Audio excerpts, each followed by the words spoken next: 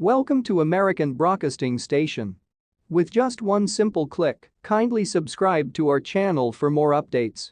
A sortie of Chinese bombers landed at a Russian air base for the first time as Western leaders contemplates China's emergence as a threat to NATO members.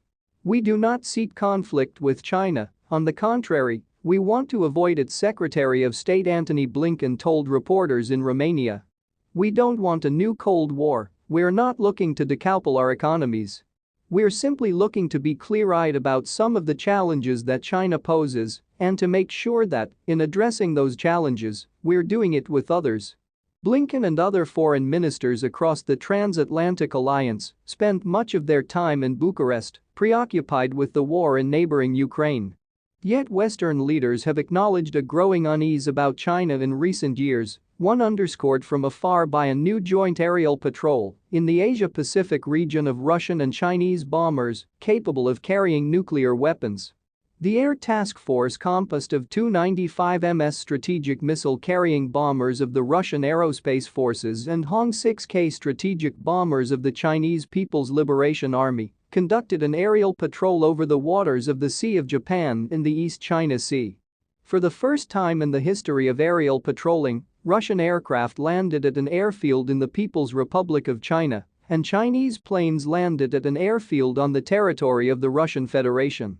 British Prime Minister Rishi Sunak made a Chinese state-owned nuclear company to abandon its role in a British power plant project. Let's be clear, the so-called golden era is over, along with the naive idea that trade would lead to social and political reform, Sunak said. We recognize China poses a systemic challenge to our values and interests, a challenge that grows more acute as it moves toward even greater authoritarianism. That language echoed the European Union's characterization of China as a systemic rival to the West.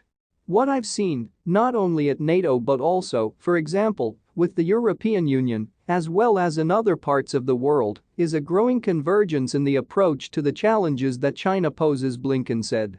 This is not about taking NATO to Asia or, in the parlance of NATO, acting out of area.